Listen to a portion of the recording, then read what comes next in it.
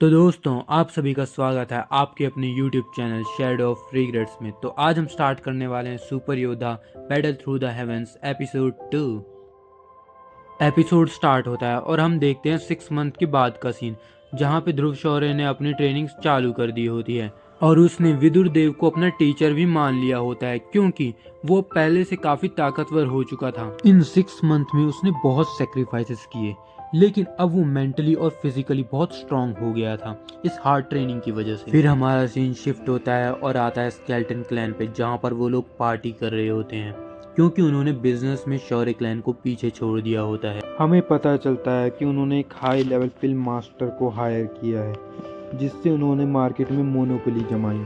उनकी पिल्स लोग खरीद रहे हैं और शौर्य क्लैन का नुकसान हो रहा है और इनका बिजनेस दिन दुगनी रात चौगनी तरक्की कर रहा होता है। लेकिन वो पिल मास्टर बहुत ही लालची और रंगीन मिजाज का इंसान है, इसलिए जब बिजनेस को एक्सपेंड करने की बात चल रही थी तो पिल मास्टर 50% शेयर मांगता है, जो कि बहुत ज्यादा है। लेकिन स्केलेटन क्लैन का लीडर तैयार हो जाता है। इसके बाद पिल मास्टर खड़ा होकर यहाँ से चला जाता है। उसके जाने के बाद बाकी के सारे एल्डर्स कहते हैं कि हमें कुछ करना होगा, इस तरह से तो इसकी डिमांड बढ़ती ही जाएंगी। पर फिर क्लैन के लीडर कहते हैं हम अभी उसे कुछ नहीं कह सकते, नहीं तो वो जाकर शौर्य क्लैन से मिल जाएगा, जो कि हमारे लिए ठीक नहीं होगा। तभी एक एल्डर कहता है इस पिल मास्टर की नज़र शौर्य क्लैन की ईरा पर भी है, क्योंकि वो बहुत सुंदर है, तो क्यों ना हम उसे यहाँ ले आए और पिल मास्टर को गिफ्ट कर दें, फिर वो कभी हमारा साथ नहीं छोड़ेगा। उसके बाद हमारा सीन शिफ्ट होता है और हमें दोबारा ध्रुव को दिखाया जाता है,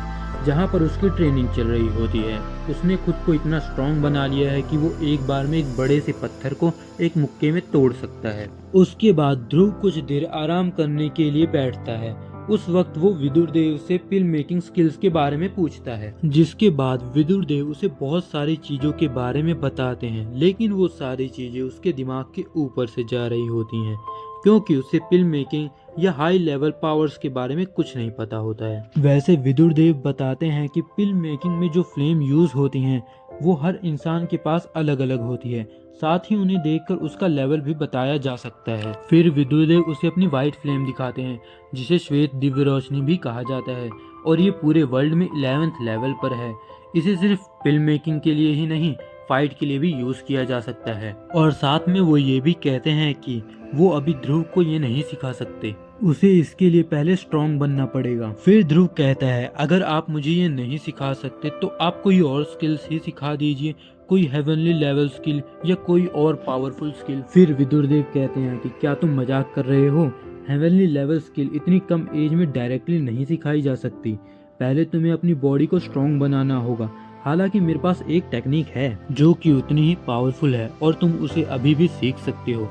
ये सुन के ध्रुव तो बहुत ही ज्यादा एक्साइटेड हो गया था, पर विदुर देव बताते हैं कि शुरुआत में ये टेक्निक बहुत ही वीक अटैक के लिए काम आती है। अब इतना सुनकर ध्रुव डिमोटिवेट हो गया था। फिर विदुर देव ये भी कहते हैं कि ये टेक्निक अभी वीक रहेगी, अगर तुम चाहो तो इस टेक्निक को इम्प्रूव कर बहुत हाई लेवल की टेक्निक की तरह भी यूज कर सकते हो। ये सुनकर ध्रुव को कुछ भी समझ नहीं आ रहा था, क्योंकि उसने कभी नहीं सुना था कि कोई टेक्निक इम्प्रूव भी हो सकती है।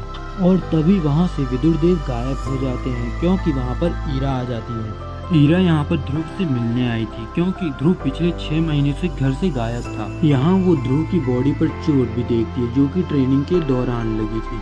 ध्रुव कहता है ये छोटी मोटी चोट है, अगर मुझे स्ट्रांग बनना है तो मुझे इस पर ध्यान नहीं देना चाहिए। लेकिन उसके ये कहने के बाद ईरा को इसकी चिंता हो रही थी। वैसे अभी ध्रुव थका हुआ था, इसलिए वो ईरा की गोद में सो जाता है और फिर हम कुछ समय बाद देखते हैं उसकी बॉडी से एनर्जी निकलने लगती है। हमें पता चलता है कि 6 महीनों में उसने शून्य रैंक के 8 लेवल को अचीव कर लिया था, और अचानक से सोते हुए ही वो अचानक से 9th लेवल पर पहुंच जाता है। इस चीज पर ध्रुव और ईरा दोनों ही बहुत खुश थे। फिर ध्रुव अपनी फैमिली और बिजनेस के बारे में पूछता है। इसके बाद उसे बहुत सी चीजें जानने को मिलती हैं, जैसे कि बाकी सब तो ठीक है, पर उनका खानदानी बिजनेस लगभग खत्म ही हो गया है। फिर हमारा सीन शिफ्ट होता है, जहां हम मार्केट में स्केलेटन क्लैन के लीडर और पिल मास्टर को देखते हैं। वो यहाँ पर अपनी शॉप्स को देखने आए थे, क्योंकि वो बहुत ही अच्छी चल रही थी। इसके बाद पिल मास्टर ईरा के बारे में बात करता है, तो इस पर स्केलेटन क्लैन का लीडर कहता है कि चिंता मत कीजिए, हम उसे जल्द ही आपके पास ले आएंगे। फिर पिल मास्टर की नज़र एक शॉप पर पड़ती है और वो उसे तोड़ने लगता है क्योंकि वो शॉप शौरिक लैन की थी। उस शॉप का मालिक घुटने टेक कर माफी मांगते हुए कहता है कि पहले ही हमारी शॉप चल नहीं रही, आप प्लीज इसे मत तोड़ो, पर पिल मास्टर उसे लात मारकर हटा देता है। तभी वहाँ पर ध्रुव और ईरा आ जाते हैं और ईरा को आता देखकर पिल मास्टर उसे पहचान जाता है और कहता है कि ईरा को मेरे हवाले कर दो, फिर मेरी वजह से कभी भी शौरिक लैन को कभी कोई प्रॉब्लम नहीं होगी। लेकिन ध्रुव उसे साफ मना कर देता है। तो गुस्से में पिल मास्टर स्केलेटन क्लैन के लीडर के बेटे को आगे भेजता है ध्रुव पर हमला करने के लिए। वो कॉन्फिडेंट था क्योंकि उसे लगता था कि ध्रुव पहले की तरह अब भी कमजोर है, लेकिन उसे कुछ समझ आता उससे पहले ही हमारे हीरो ने पत्थर की सिल्ली से हमला कर दिया होता है और ध्रुव फिर उसे बहुत पेलता है और वहाँ से उठाकर दूर फेंक देता है, जो देखकर सभी बहुत हैरान थे।